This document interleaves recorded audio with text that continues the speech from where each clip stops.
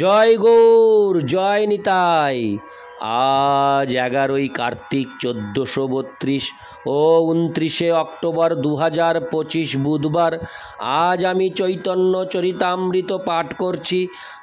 আমি পাঠ করছি চৈতন্য চরিতামৃতের মধ্যলীলা প্রথম খণ্ড 10ম অধ্যায়।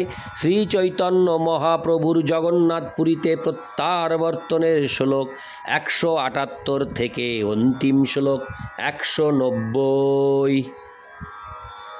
নারায়ণ হে নারায়ণ, ভবভয় হরিণম নারায়ণ। শ্লোক 178। অদ্বৈত বিধি পথি কৈরূপস্যা সানন্দ সিংহাসন লব্ধ দীক্ষা শটেন কেনাপি বয়ং হটেন দাসীকৃতা গোপবধূবিটেন। অনুবাদ: ব্রহ্মানন্দ ভারতী বিল্বমঙ্গল ঠাকুর রচিত একটি শ্লোকের উল্লেখ করে বললেন, অদ্বৈত মার্গের পথিকদের দ্বারা উপাস্য আর আত্মানন্দ সিংহাসন থেকে দীক্ষাপ্রাপ্ত হয়েও আমি কোনো গোপবধূ লম্পট শট কর্তৃক বলপূর্বক দাসীরূপে পরিণত হয়েছি। তাৎপর্য: এই শ্লোকটি বিল্বমঙ্গল ঠাকুর রচিত ভক্তিরসামৃত সিন্ধু গ্রন্থেও 3.1.44 এই শ্লোকটির উল্লেখ করা হয়েছে। ইতি শ্লোক 178। শ্লোক 179। প্রভু কহে কৃষ্ণে তোমার গাঢ় প্রেমা হয়, যাহা নেত্র পড়ে তাহা শ্রীকৃষ্ণ স্ফুরয়। শ্লোকার্থ: শ্রী চৈতন্য মহাপ্রভু তার উত্তরে বললেন, শ্রীকৃষ্ণের প্রতি আপনার গভীর প্রেম, তাই যেখানেই দৃষ্টিপাত করেন সেখানেই আপনি শ্রীকৃষ্ণকে দর্শন করেন। ইতি শ্লোক 179।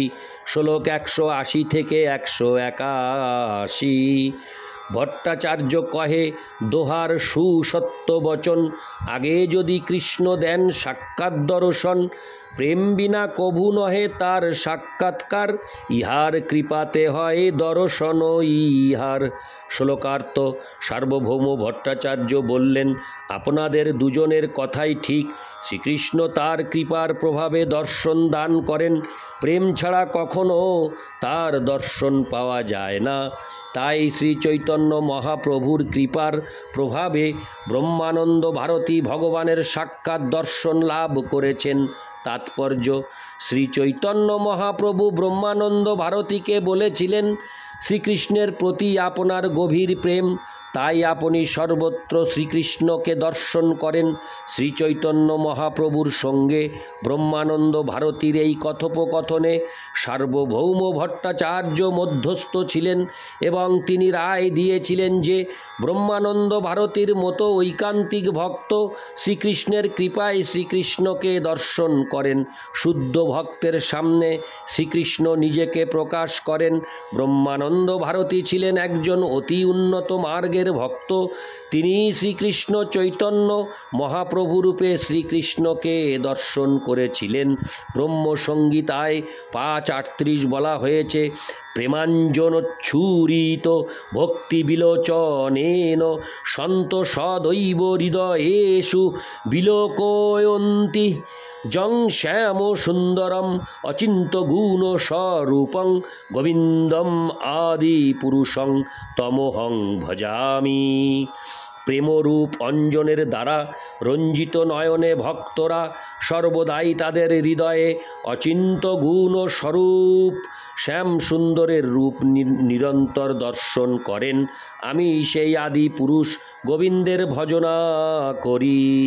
ইতি শ্লোক 180 থেকে 181। শ্লোক 182। প্রভু কহে বিষ্ণু বিষ্ণু কি কহ সার্বভৌম, অতি স্তুতি হয় এই নিন্দার লক্ষণ। শ্লোকার্থ: শ্রী চৈতন্য মহাপ্রভু বললেন, সার্বভৌম ভট্টাচার্য আপনি কি বলছেন? শ্রী বিষ্ণু আমাকে রক্ষা করুন। এই ধরনের অতি স্তুতি নিন্দারই নামান্তর। তাৎপর্য: সার্বভৌম ভট্টাচার্যের বিবৃতি শুনে শ্রী চৈতন্য মহাপ্রভু লজ্জিত হয়েছিলেন। তাই তিনি বিষ্ণু নাম উচ্চারণ করেছিলেন যাতে শ্রী বিষ্ণু তাকে রক্ষা করেন। শ্রী চৈতন্য মহাপ্রভু এখানে প্রতিপন্ন করেছেন যে অতিস্তুতি বা অতিরিক্ত প্রশংসা এক ধরনের নিন্দা। এইভাবে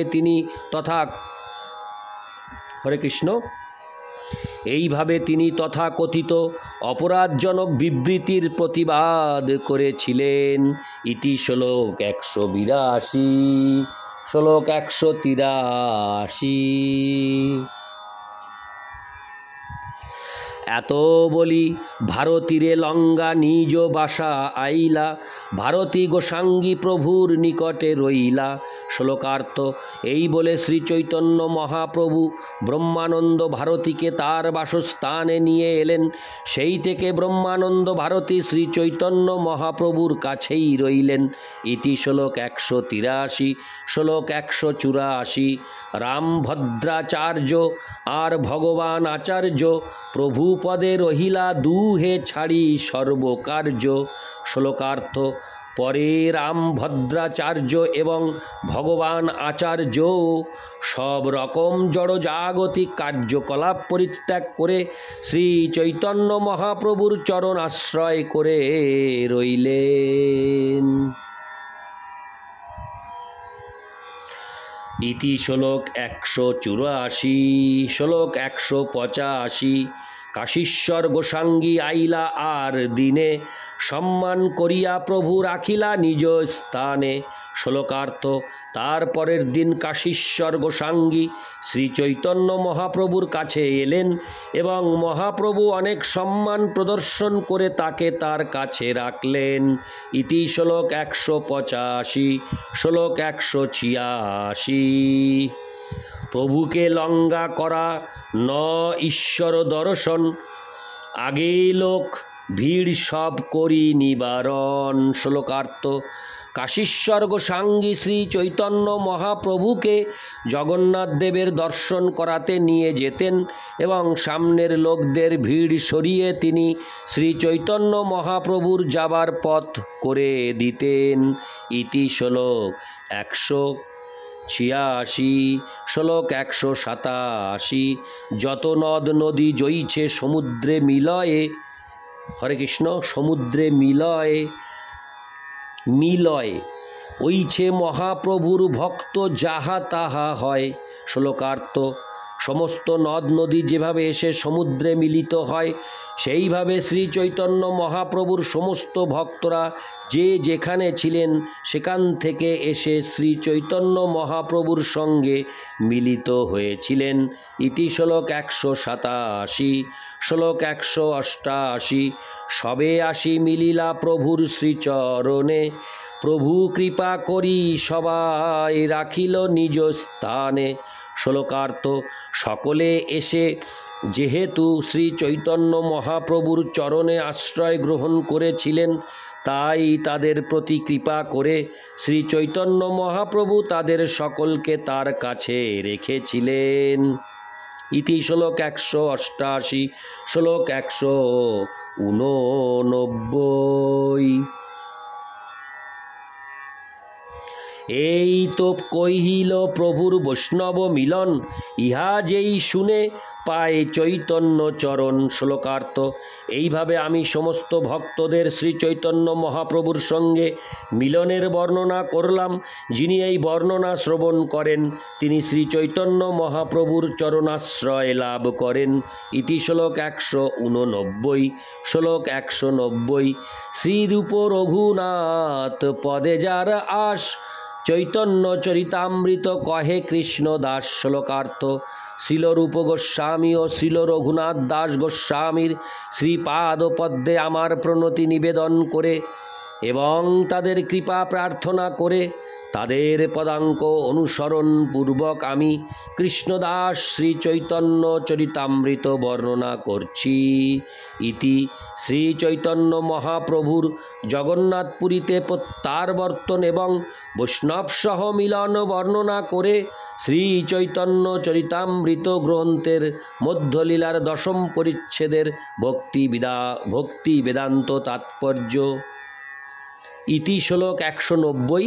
এবং এই 90 শ্লোকের সাথে সমাপ্ত হল চৈতন্য চরিতামৃতের মধ্যলীলার প্রথম খণ্ড 10ম অধ্যায়। নারায়ণ হে নারায়ণ ভবভয় হরণম নারায়ণ। জয় গৌর, জয় নিতাই।